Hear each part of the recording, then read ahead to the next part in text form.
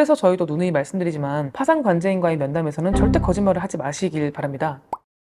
안녕하세요. 회생파산연구소 이서연 변호사입니다. 개인 파산을 진행하고 싶어서 이것저것 정보를 많이 알아보셨던 채무자분들은 혹시 파산관제인 보고서라는 걸 들어보셨을까요? 생각보다 이 파산관제인 보고서에 대한 정보가 많이 없더라고요. 저희 법률사무소에 최근 파산관제인으로 근무하셨던 변호사님께서 오셨는데요. 변호사님과 함께 제가 이 파산관제인 보고서가 도대체 뭔지를 한번 정리를 해봤는데요. 일단 파산관제인 보고서라는 거는 개인 파산 진행 중에 언제 등장하냐면요. 채무자가 개인 파산 및 면책 신청을 법원에 접수를 하면 법원을 대신해서 채무자의 서류를 검토하는 파산관제인이라는 분이 선임이 된다는 사실은 저희 영상을 보셨던 분들은 알고 계실 것 같은데요. 그러면 채무자는 선임된 관제인이 요청하는 서류를 제출하고 면담을 진행하게 되고요. 그 면담까지 마치게 되면 이때 파산관제인 보고서가 등장하게 됩니다. 사실 이 보고서는 저희가 직접적으로 확인할 수는 없고요.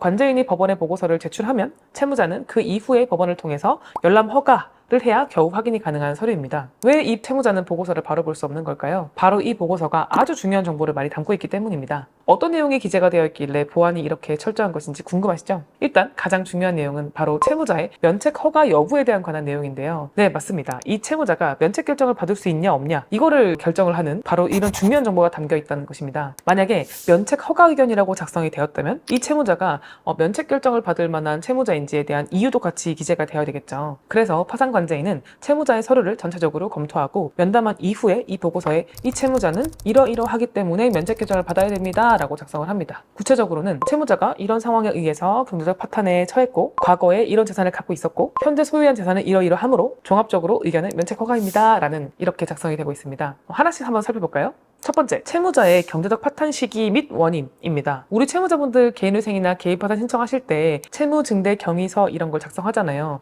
진술서라고 하죠.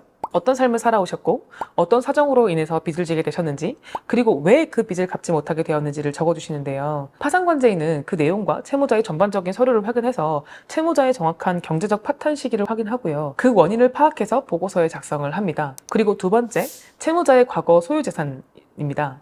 보통 과거 5년 전 재산부터 확인을 하시고요. 어떤 재산을 어떻게 소유하고 있었고 언제 처분을 했고 그리고 그 처분 대금이 어떻게 사용되었는지를 구체적으로 기술을 합니다.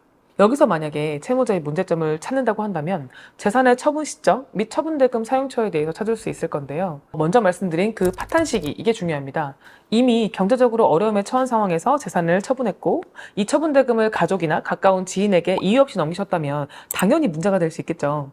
관제인은 만약 채무자에게서 이런 문제점을 찾게 된다면 그냥 말로 설명하는 게 아니라 이 보고서에 어떠한 문제점이 있다라는 걸 작성하게 됩니다. 그러면 채무자에게는 당연히 불리하겠죠. 세 번째, 채무자의 현재 소유 재산입니다. 바로 여기에서 채무자의 재산이 환가 대상인지, 그러니까 처분해서 채권자들한테 나눠줄 대상인지 이걸 판단하게 되는데요. 채무자의 재산으로 볼 수 있는 내역은 많이들 아시겠지만 자동차, 임차보증금, 부동산, 보험, 예금 이렇게 아주 다양합니다. 간단히 설명드리자면 개인 파산에서 이렇게 채무자의 소유로 보여지는 재산에 대해서 가치가 어느 정도인가를 파악한 다음에 실제로 처분하도록 권고하거나 직접 처분을 하거나 현금화된 재산을 법원에 납부하게 해서 채권자들한테 최대한 공평하게 변제를 하도록 하고 있습니다. 그래서 파산관제인이 채무자의 재산 내역을 정확하게 파악하고자 하는 거고요. 자, 여기서 중요한 포인트가 나오는데요. 바로 환가할 그 재산을 파산관제인의 판단해서 결정한다는 겁니다. 이게 무슨 말이냐면요. 우리 채무자분들 중에서 아주 고령이거나 지병이 있어서 도저히 보험 해지를 못하거나 하시는 분들 있으시잖아요. 그런데 아시다시피 이 보험에 있는 해약 환급금도 사실은 재산이거든요. 그래서 해지를 한 후에 보험사에서 화약을 받으면 법원에 이걸 납부해야 되는 것이 원칙인데요. 이때 바로 파산관제인이 채무자의 상황을 파악해보니까 보험을 해지하는 게 맞는지 아니면 이걸 유지한 다음에 다른 방법으로 좀 환수금을 납부해도 되는지 진짜 어쩔 수 없는 상황이면 이거를 환가하지 않기로 볼 건지를 면밀하게 판단해서 보고서에 기재한다는 거예요. 물론 보험뿐만 아니라 채무자의 다른 재산도 마찬가지입니다. 특히 보험의 경우에는 관제인의 재량이 많이 들어가기 때문에 방금 제가 먼저 설명을 드린 거고요. 자동차의 경우에는 처분 대상이 맞지만 만약 유지를 한다면 현금을 구해서 납부할 수 있도록 편의를 봐주시기도 합니다. 또 정말 사정이 어려우면 그 금액을 낮춰주시는 파산 관제들도 있으니까요. 이 개인 파산에서는 관제인과의 협의가 무엇보다 정말 중요하다고 볼 수 있습니다. 그래서 저희도 누누이 말씀드리지만 파산 관제인과의 면담에서는 절대 거짓말을 하지 마시길 바랍니다. 괜히 재산을 조금이라도 소득을 조금이라도 숨기려다가 오히려 낭패를 보는 채무자들이 있으시거든요.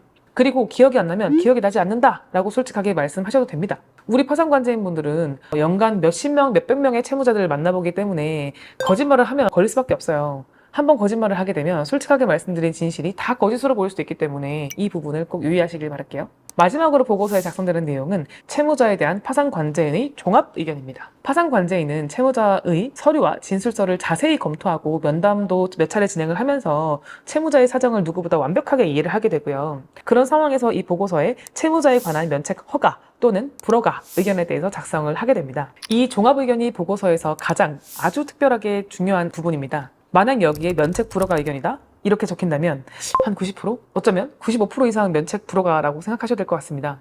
아니 실제로 면책 결정은 판사님이 하시는 거 아니냐, 왜 파산관제인이 보고서에 작성한 의견대로 결정을 내리냐, 뭐 이렇게 말씀하실 수도 있는데 이유는 간단해요. 판사님을 대신해서 채무자를 조사하는 업무를 하는 사람이 바로 파산관제인이기 때문입니다. 여러분, 사실 이 파산관제인 보고서는요, 쉽게 말하면 채무자를 조사한 결과를 정리해서 작성한 서류입니다. 물론 판사님이 채무자가 작성한 서류를 보지 않는 건 아닌데요, 법원에서도 이 서류를 모두 검토하고 보고서에 기재된 내용을 종합해서 판단을 하고 그 다음에 결국 전국적으로 면책 허가 또는 불허가 이걸 내리게 되지만, 정말 특이하고 또 특별한 사정이 아니라면 관제인 보고서에 기재된 종합 의견과 반대되는 의견으로 진행되는 경우는 거의 없었습니다. 왜냐면 파산관제인이 판사님 대신 조사한 결과를 작성한 게 관제인 보고서니까요.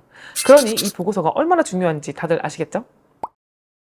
오늘은 파산관제인 보고서가 무엇인지, 어떤 내용이 기재가 되고 또 어떤 사유로 중요하게 다루어지는 것인지 제가 설명을 드렸는데요. 혹시 이 보고서에 관해 궁금하셨던 분들이 있으시다면 오늘 영상이 도움이 되셨길 바라겠습니다. 더 궁금하신 점은 댓글로 남겨주시면 답변 드리도록 하겠습니다. 채널을 구독하시면 매주 올라가는 개인회생, 개인 파산에 관련된 최신 정보를 확인하실 수 있습니다. 오늘도 시청해주셔서 감사드립니다.